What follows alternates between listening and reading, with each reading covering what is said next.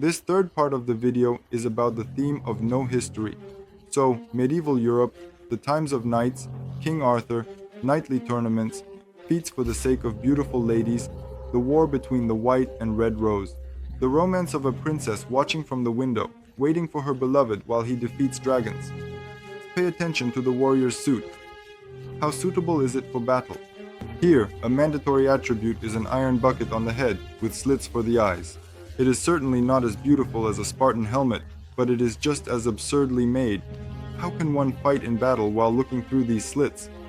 Can anything really be seen through them, especially in motion? Remarkably, upon closer inspection, it turns out that the armor is made of sheet steel. Apparently, there was a small rolling mill somewhere in the castle. By the way, a full set of metal armor weighed 58 kilograms. If such a knight is pushed slightly, he will fall with a great crash and will never get up again. You can calmly take him and carry him off for scrap metal. I haven't even mentioned how they could possibly mount a horse in such armor.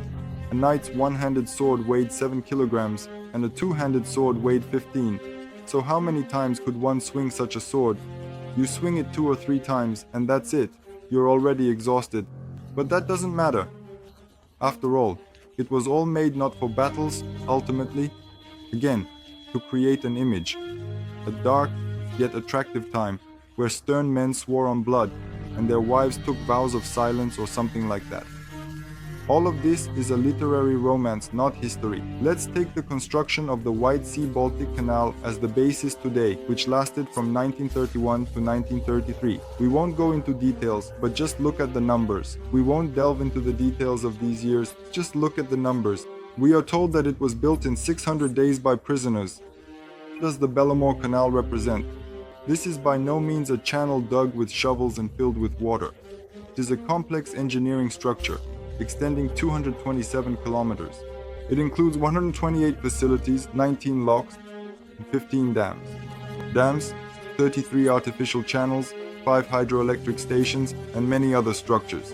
Can you believe this was done in 600 days? We'll add a few more figures. During the construction, 21 million cubic meters of earthworks were carried out. 921,000 wooden structures were cut down to have 1,000 wooden structures. 390,000 cubic meters of concrete were laid. 1,300 explosions of rock were carried out. The total weight of the excavated rock exceeds 5 million tons. The length of the drilled holes for explosions is 2,406 kilometers. And in conclusion, 2,600 kilometers of railway. And all of this in 600 days. This is what unskilled workers are capable of.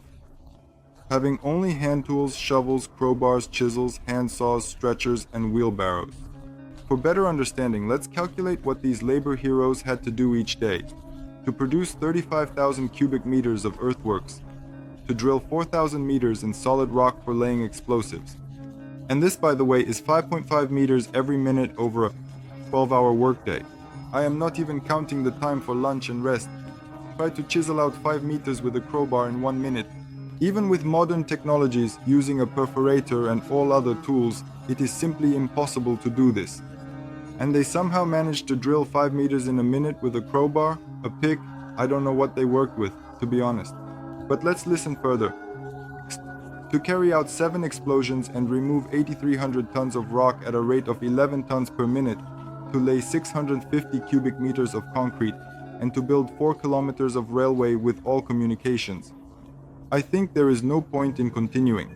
A person familiar with production will understand that this is nonsense. It's impossible to do such a thing. In 600 days, it was impossible to complete the design of such a gigantic construction.